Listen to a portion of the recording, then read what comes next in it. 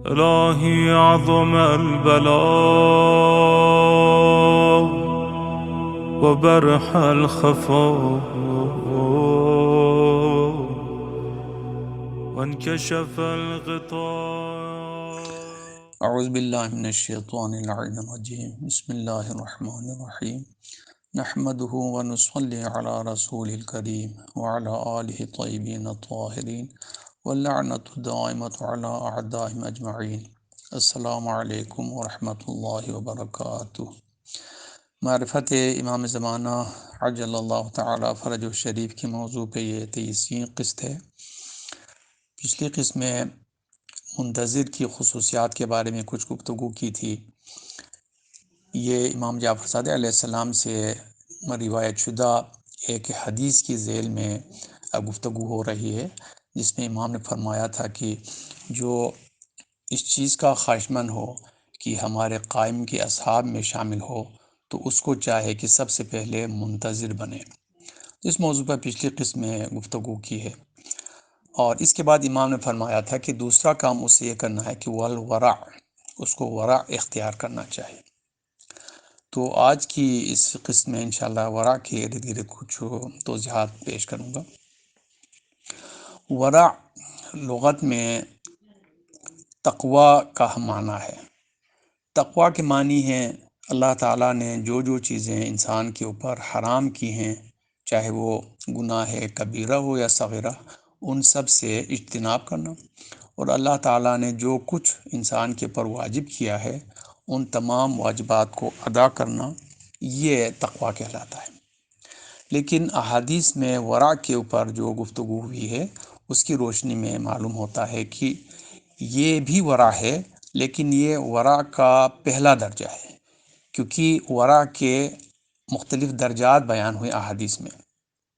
تو اس اسٹیج کو، اس مرتبے کو جو تقوی کے بارے میں بیان کیا گیا ہے کہ تمام گناہوں سے انسان اجتناب کرے اور تمام واجبات کو انجام دے، تو اس کو علامہ مجلسی رضوان اللہ علیہ نے فرمایا کہ یہ ورع کا پہلا درجہ ہے، اور اسے ورع توابین کہا جاتا ہے، یعنی خدا کی طرف پلٹنے والوں کی ورع. اس کے بعد دوسرا درجہ ورع صالحین ہے. اس درجے میں انسان نہ صرف یہ کہ گناہوں سے پرہیز کرتا ہے، چاہے وہ گناہان صغیرہ ہو یا کبیرہ، بلکہ ان تمام مشتبہ امور سے بھی اجتناب کرتا ہے جن کے ارتکاب سے اس کو خوف ہو، خدشہ ہو کہ کہیں انسان گناہ کی طرف راغب نہ ہو جائے. مثال کے طور پہ طیب خوراک کھانا. بہت سارے بزرگ علماء اس کی جو ہے نا وہ تمرین کرتے تھے اور اس کا خیال رکھتے تھے کہ وہ جو غذا کھا رہے ہیں وہ کوئی مشتبہ غذا نہ ہو، اس لیے بازار کے کھانوں سے وہ اجتناب کرتے تھے، اور ایسے لوگوں کے گھروں سے، ایسے لوگوں کے پیسے سے بنے ہوئے کھانے کو تناول نہیں فرماتے تھے جن کے مال میں حرام مال مخلوط ہو یا جن کی کمائی مشکوک ہو. تو اس سلسلے میں بہت سارے واقعات ملتے ہیں. میرے اپنے ایک عزیز دوست جو اس وقت موجود ہیں، انہوں نے مجھے بتایا کہ طالب علمی کے دور میں، جوانی میں، انہوں نے اس کا بہت زیادہ خیال رکھا. تو بعد میں اللہ تعالیٰ نے اس کو یہ توفیق عطا کی تھی کہ اگر وہ کسی دعوت میں جاتے، یہاں تک کہ اگر کوئی مجلس کے لیے جو نظر لایا گیا تھا یا کسی اجتماعی کام کے سلسلے میں جمع ہوئے تھے اور وہاں پر کسی نے کھانا لایا، تو اگر اس کھانے میں مشتبہ مال ہوتا تھا تو وہ کہتے ہیں کہ جی میں اس کھانے کو کھا ہی نہیں سکتا تھا. عجیب قسم کی جو ہے نا مجھے میری کیفیت ہو جاتی تھی، اور پھر اس کے بعد میں سمجھ جاتا تھا کہ اس کھانے میں کوئی مسئلہ ہے. میں کوئی بہانہ بنا کے وہاں سے اٹھ جاتا تھا، اور بعد میں جب تحقیق کرتا تو پتہ چلتا تھا کہ جس نے یہ مثلا مجلس کے بعد تبرک کے لیے یا نظر کے لیے جو تبرک لایا ہے اس کی کمائی مشکوک ہے. اور اسی طرح سے اگر کسی دعوت میں گیا تھا اور وہاں پہ یہ حالت ہو جاتی ہے، تو اگر تو مجھے پہلے سے معلوم ہوتا تھا کہ اس کا مال مشکوک ہے تو میں وہاں دعوت میں جاتا ہی نہیں تھا. لیکن اگر مجھے معلوم نہ ہو، میں وہاں جاتا تھا اور میرے ساتھ یہ پیش آتا تھا تو پھر میں کھانا کھائے بغیر واپس آتا تھا، اور جب میں تحقیق کرتا تھا بعد میں پتہ چلتا تھا کہ واقعی اس آدمی کی کمائی میں حرام شامل تھا۔ تو یہ انسان کو ایک اللہ تعالیٰ کی طرف سے توفیق عطا ہوتی ہے کہ اگر وہ مشتبہ امور سے بھی اجتناب کرے تو انسان کے اندر پھر جو ہے وہ روحانی پاکیزگی کا ایک اور مقام مرتبہ اللہ تعالیٰ کی طرف سے اسے عطا ہوتا ہے۔ تیسرے درجے کو کہا جاتا ہے ورع متقین۔ اس درجے میں انسان نہ صرف حرام کاموں سے اجتناب کرتا ہے اور مشتبہ امور سے اجتناب کرتا ہے، بلکہ حلال اور مباح امور سے بھی اجتناب کرتا ہے کہ کہیں ایسا نہ ہو کہ وہ آگے جا کے انسان کو گناہ تک لے جائے۔ مثال کے طور پہ زیادہ مال و دولت جمع کرنا، اگرچہ زیادہ مال و دولت جمع کرنا کوئی حرام کام نہیں ہے، اگر ذریعہ حلال ہو، طریقہ حلال ہو، اور اس حلال کمائی کے لیے اس کو اپنے واجبات کو ترک کرنا نہ پڑتا ہو، نمازوں کو مثلا وقت پہ ادا کرنے سے اس کے لیے کوئی رکاوٹ نہ بنتی ہوں، تو اس طریقے سے وہ حلال کمانا اس کے لیے مسئلہ نہیں ہے، ٹھیک ہے۔ لیکن ظاہر ہے جس کے پاس زیادہ مال و دولت آ جاتا ہے تو خدشہ یہ ہوتا ہے کہ کہیں ایسا نہ ہو کہ اس سے کوئی ان کے اوپر جو واجبات ہیں وہ تو ادا کرے گا، لیکن کچھ اور واجبات اس کے اوپر فرض ہو جائیں مال دولت ہونے کی وجہ سے اور وہ ان کو ادا نہ کر سکیں، گویا اس کو خوف ہوتا ہے کہ اس کا حساب کتاب دینا میرے لیے شاید مشکل ہوگا خدا کی بارگاہ میں، اس وجہ سے وہ زیادہ مال دولت کے حصول سے بھی اجتناب کرتا ہے۔ تو اس درجے کو کہا جاتا ہے ورع متقین، اور شاید اسی درجے کو زہد بھی کہا جاتا ہے۔ اور اس سے بھی اوپر کا درجہ جو چوتھا درجہ ہے اس کو کہا جاتا ہے ورع صدیقین۔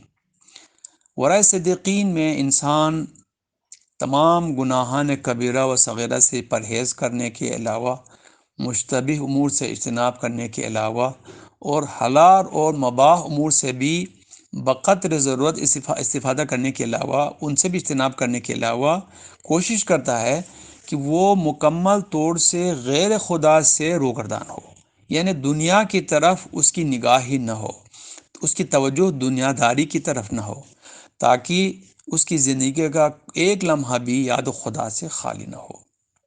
تو یہ اعلیٰ ترین درجہ ہے ورع کا۔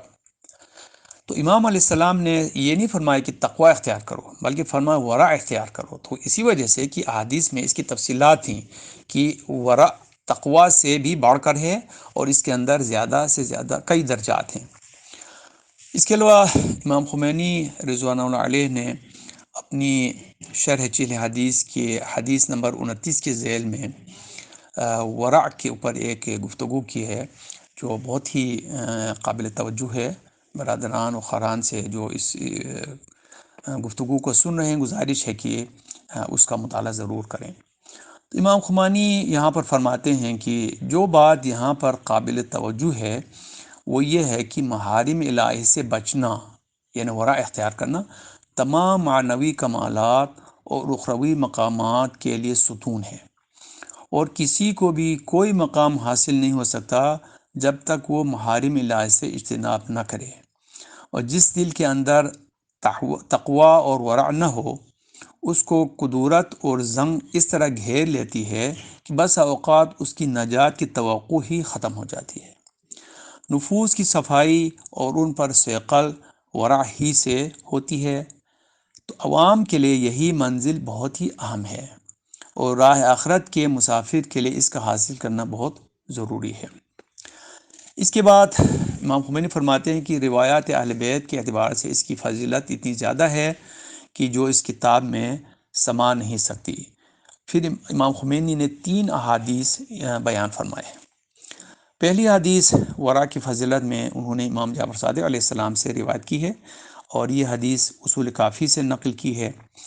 امام علیہ السلام فرماتے ہیں کہ اوصی کا بتقوی اللہ، میں تمہیں خدا کے تقوی اختیار کرنے کی وصیت کرتا ہوں۔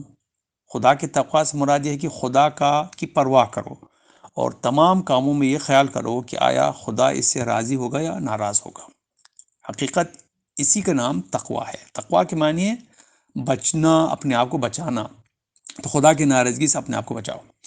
والورع، اور ورع اختیار کرنے کی وصیت کرتا ہوں۔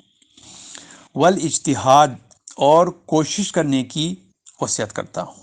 اب یہاں کوشش سے مراد امام خمینی لیتے ہیں کہ اس سے مراد ہے نیک اعمال، خاص طور سے عبادات انجام دینے کے لیے کوشش کرنا۔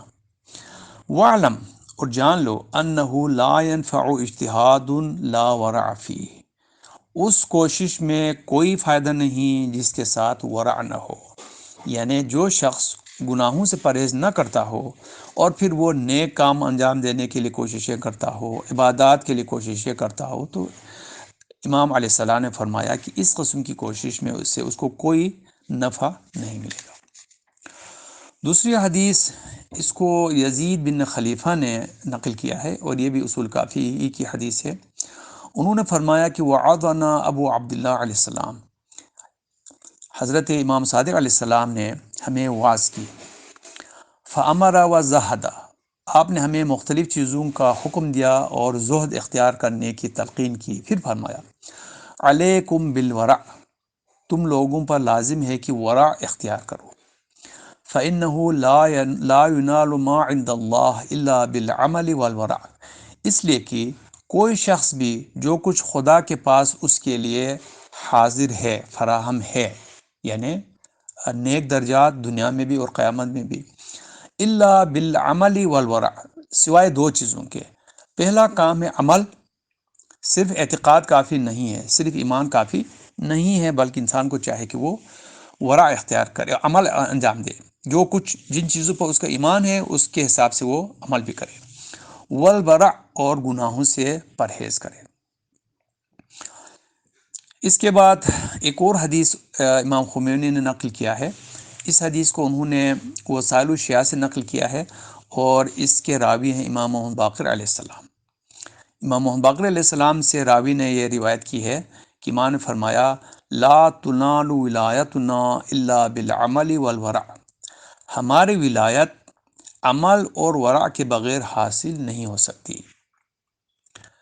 تو اب یہ بہت بڑی شرط امام علیہ السلام نے لگا دی کہ پہلی حدیث میں امام جعفر صادق نے فرمایا تھا کہ انسان خدا کے نزدیک اس کے لیے جو کچھ چیزیں رکھی ہوئی ہیں جزا، اس تک جب تک عمل اور ورع نہ نہیں پہنچ سکتا۔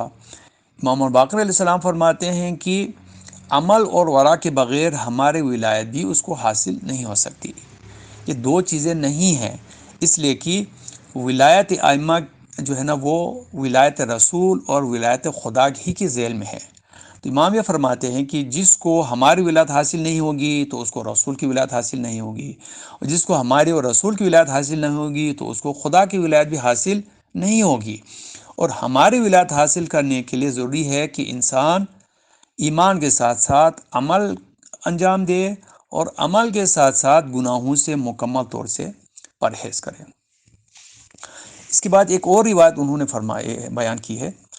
امام جعفر صادق علیہ السلام نے فرمایا کہ جس شہر میں 1,00,000 آدمی رہتے ہوں اس میں ہمارے شیعہ سے زیادہ باورع اگر کوئی ہو تو وہ شخص ہمارا شیعہ نہیں ہے۔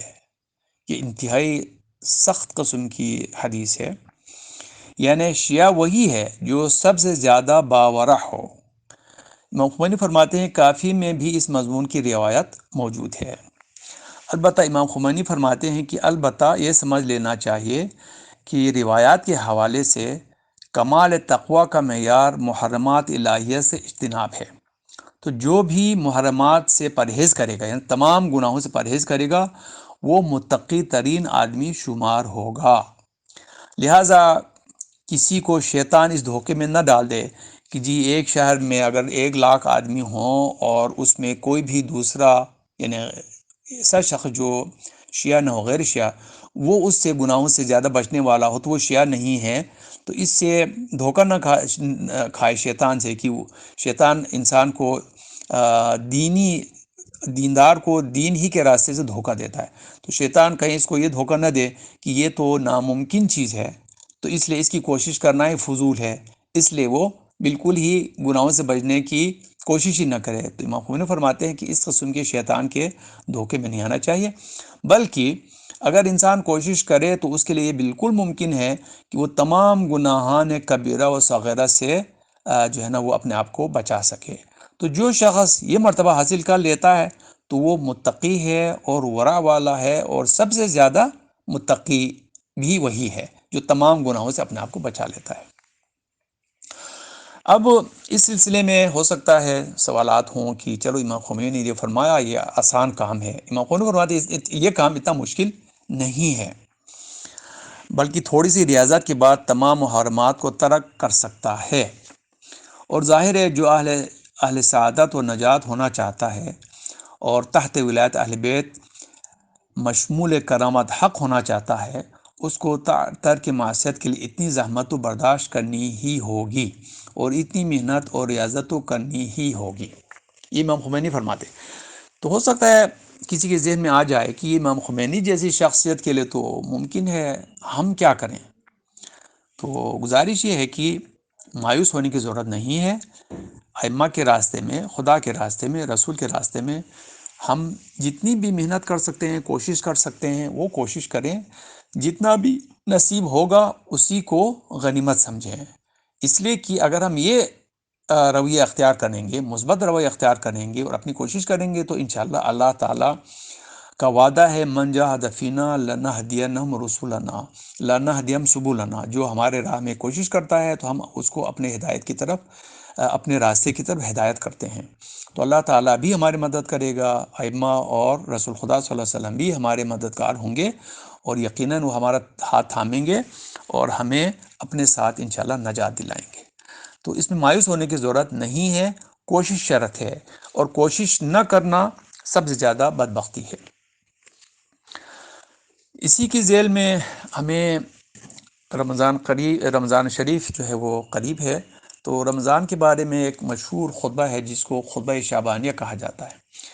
اس خطبے کو امام رضا علیہ السلام نے اپنے آباء طاہرین کے حوالے سے حضرت علی علیہ السلام سے نقل کیا ہے۔ یعنی امام رضا علیہ السلام نے امام موسیٰ کاظم سے، امام موسیٰ کاظم علیہ السلام نے امام جعفر صادق سے، ہوتے ہوتے امام حسین سے، اور امام حسین علیہ السلام نے حضرت علی علیہ السلام سے یہ روایت نقل کی ہے۔ حضرت علی فرماتے ہیں کہ شعبان کے آخری دنوں میں ایک جمعہ کے دن رسول خدا صلی اللہ علیہ وسلم نے اصحاب کے درمیان خطبہ دیا، اور یہ طویل خطبہ ہے، اس کا بڑا حصہ مفاتح الجنان میں بھی موجود ہے۔ تو برادران سے گزارش ہے کہ اس کا مطالعہ کرے، اردو ترجمہ موجود ہے وہاں پہ، شیخ عباس قمی نے اس کو نقل کیا ہے۔ اس خطبے میں رمضان کے فضائل بیان کیے ہیں، اور رسول خدا صلی اللہ علیہ وسلم نے فرمایا کہ انسان کو چاہے کہ یہ کام کریں جس سے زیادہ سے زیادہ فائدہ اٹھا سکے، مثلا ذکر الہی، قرآن کی تلاوت، اور مسکینوں کی مدد، روزہ داروں کا افطار کرانا وغیرہ وغیرہ، بہت سارے اعمال، نیک اعمال بھی بیان کیے گئے ہیں، اور مختلف قسم کے غلط کاموں سے بچنے کا بھی حکم ہے، جیسے غیبت سے، یعنی تمام اعضاء و جوارح کو خدا کی نافرمانی سے روک رکھنے کا نام حقیقت میں روزہ ہے، اس طرف بھی توجہ دی ہے۔ تو گویا بہت سارے نیک اعمال کا بھی حکم ہے، اور بہت ساری برائیوں سے اپنے آپ کو روکنے کا بھی حکم ہے۔ تو جب رسول خدا صلی اللہ علیہ وسلم نے خطبہ ختم کیا تو حضرت علیہ السلام فرماتے ہیں کہ میں کھڑا ہو گیا، اور میں نے رسول خدا صلی اللہ علیہ وسلم سے پوچھا، یا رسول اللہ ما افضل الاعمال فی هذا الشہر، اے اللہ کے رسول اس مہینے میں افضل ترین عمل کیا ہے؟ فقال یا ابا الحسن، پیغمبر خدا صلی اللہ علیہ وسلم فرمایا، یا ابا الحسن افضل الاعمال فی هذا الشہر الورع عن محارم اللہ، اس مہینے میں سب سے بہترین عمل محرمات الہی سے پرہیز کرنا ہے۔ اس حدیث کے آخر میں اس کے بعد یہ ہے کہ پھر رسول خدا صلی اللہ علیہ وسلم بہت بری طرح سے رونے لگے۔ میں نے پوچھا یا رسول اللہ آپ کی رونے کی وجہ؟ تو فرمایا کہ اسی مہینے میں شقی ترین شخص تمہارے سر مبارک کو سجدے کی حالت میں زخمی کرے گا، اور آپ کے محاسن شریف آپ کے سر کے خون سے رنگین ہو جائے گا، مجھے وہ وقت یاد آتا ہے تو میں رو رہا ہوں۔ اس کے بعد پیغمبر خدا صلی اللہ علیہ وسلم حضرت علیہ السلام کی بہت سارے فضائل بھی بیان کیے۔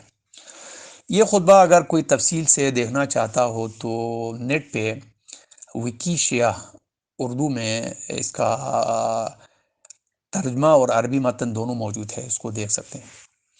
یہاں اس کو ذکر کرنے کا مقصد یہ تھا کہ اب ہمارے پاس رمضان المبارک آ رہا ہے انشاءاللہ، تو اس میں بھی سب سے زیادہ جس چیز کا ہم نے خیال رکھنا ہے وہ یہ ہے کہ ہمارے تمام اعضاء و جوارح کے ساتھ ساتھ ہماری سوچوں میں بھی کوئی گناہ نہ آئے، ہم اپنے آپ کو گناہوں سے زیادہ بچائیں۔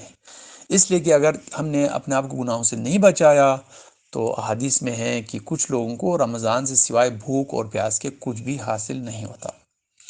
ایک مشہور حدیث ہے جو ہم سنتے رہتے ہیں کہ ایک خاتون روزے سے تھیں، پھر اس نے اپنی کنیز کو گالی دی، تو پیغمبر خدا صلی اللہ علیہ وسلم نے کسی سے فرمایا کہ کھانا لے آؤ۔ کھانا آیا تو آپ نے اس خاتون سے کہا کہ یہ کھانا کھاؤ۔ اس نے کہا یا رسول اللہ میں تو روزے سے ہوں۔ فرمایا تمہارا روزہ تو اس وقت ختم ہو گیا جب تم نے اپنی کنیز کو گالی دی۔ تو فرمایا روزہ صرف بھوک اور پیاس برداشت کرنے کا نام نہیں ہے، یعنی صرف کھانے اور پینے سے رکنے کا نام روزہ نہیں ہے، بلکہ تمام اعضاء و جوارح اور سوچ و فکر کو بھی گناہوں سے پرہیز کرنے کا نام روزہ ہے۔ اس لیے کہ جو شخص رمضان میں اس چیز کا خیال رکھے گا کہ وہ اپنے آپ کو ہر قسم کے حرام کاموں سے بچا کے رکھے اور پورا ایک مہینہ اس کے پر مداومت کرے گا، تو اللہ تعالیٰ نے وعدہ دیا ہے کہ لعلکم تتقون، شاید تم تقوا تک پہنچ سکو۔ اور تقوا کا مفہوم عرض کیا تھا کہ تقوا کی معنی ہے تمام حرام کاموں سے اجتناب کرنا اور تمام واجبات کو ادا کرنا۔ تو گویا امام علیہ السلام نے ہمارے لیے یہ شرط بیان کی ہے کہ جو شخص چاہتا ہے کہ وہ ہمارے قائم یعنی امام زمانہ عجل اللہ تعالیٰ فرج و شریف کا ساتھی بنے، تو اس کے لیے ضروری ہے پہلے تو وہ صحیح منتظر بنے، اس کے دل میں امام علیہ السلام کے ظہور کے لیے ایک عشق ہو، ایک شوق ہو، اور وہ رات دن انتظار کرتا رہے۔ اس کے ساتھ ساتھ لازمی ہے کہ وہ اپنے آپ کو ہر قسم کے گناہوں سے بچائے، اس لیے کہ اگر وہ اپنے آپ کو گناہوں سے نہیں بچا پائے گا تو محال ہے کہ امام علیہ السلام تک کی قربت اس کو حاصل ہو۔ اس لیے کہ پیغمبر خدا صلی اللہ علیہ وسلم نے فرمایا ہے نا کہ انی تارک فیکم الثقلین کتاب اللہ و عطرتی اہل بیتی، تو کتاب خدا اور عطرت اہل بیت دو یکساں چیزیں ہیں جس کو پیغمبر خدا صلی اللہ علیہ وسلم فرمایا میں تمہاری ہدایت کے لیے چھوڑ کے جا رہا ہوں۔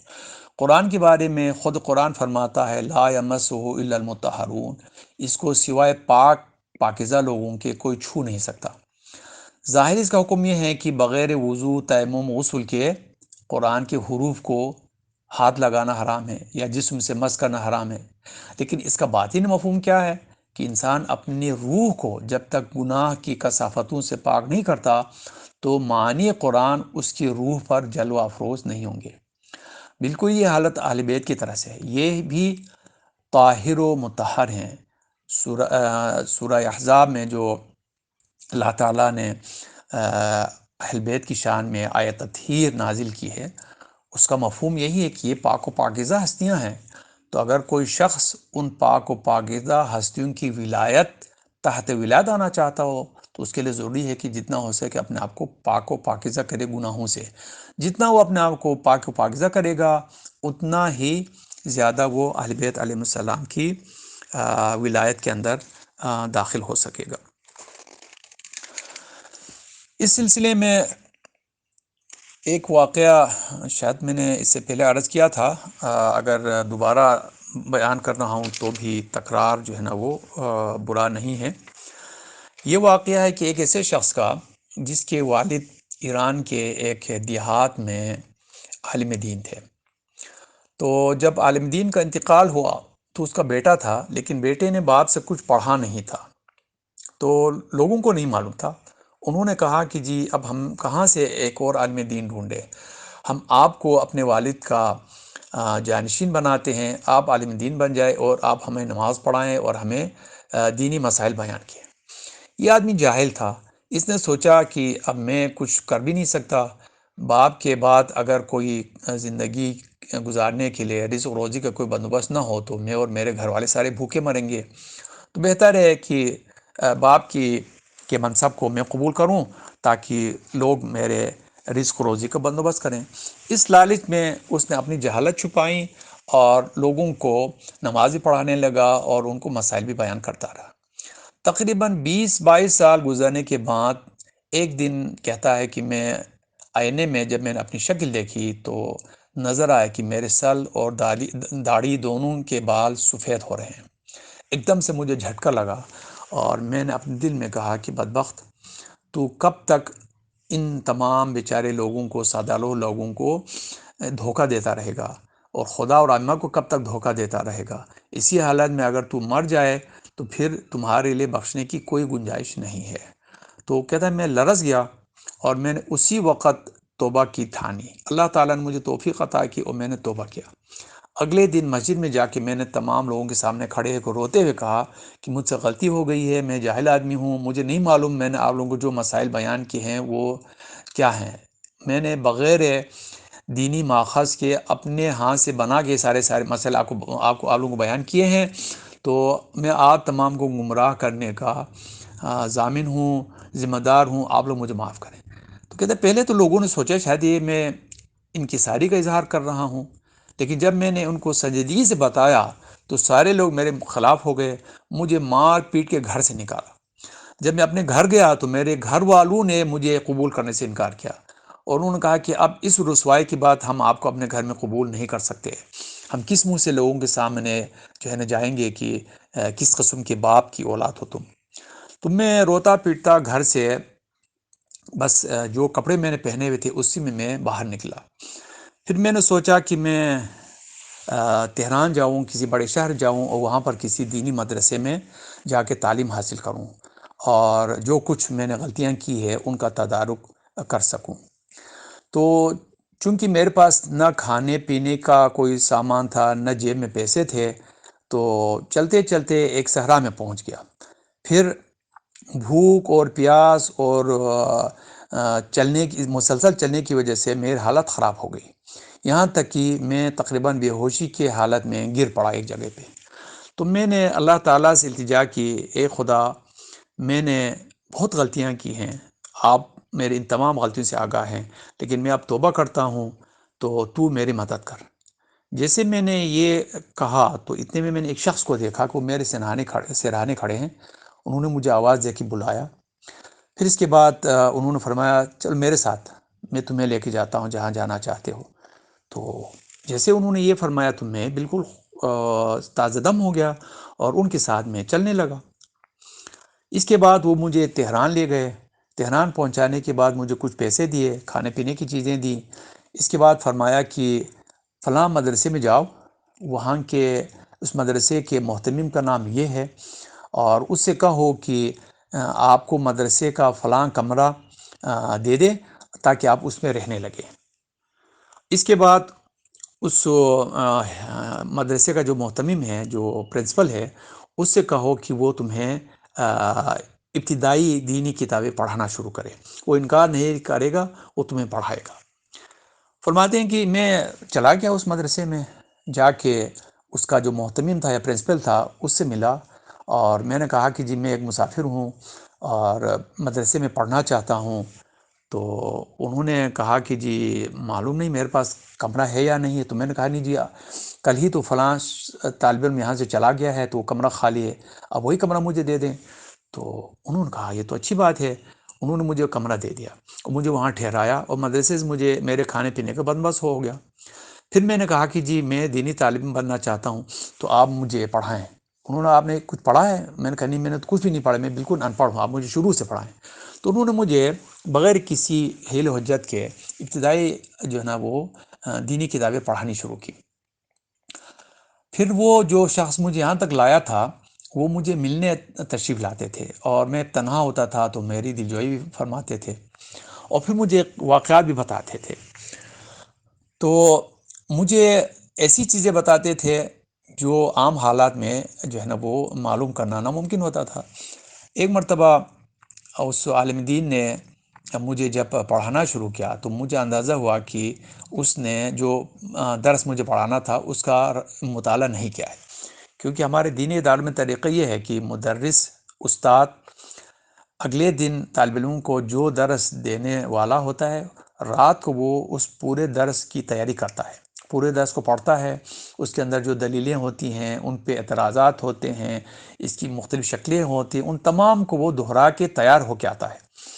تو انہوں نے کہا کہ جی آپ نے کل جو ہے نا وہ کتاب نہیں پڑھی ہے، آپ نے تیاری نہیں کی ہے۔ تو اس نے کہا آپ کیسے کہہ رہے ہیں؟ کہا اس لیے کہ آپ کو کتاب نہیں ملی۔ تو انہوں نے کہا ہاں یہ تو ہوا تھا۔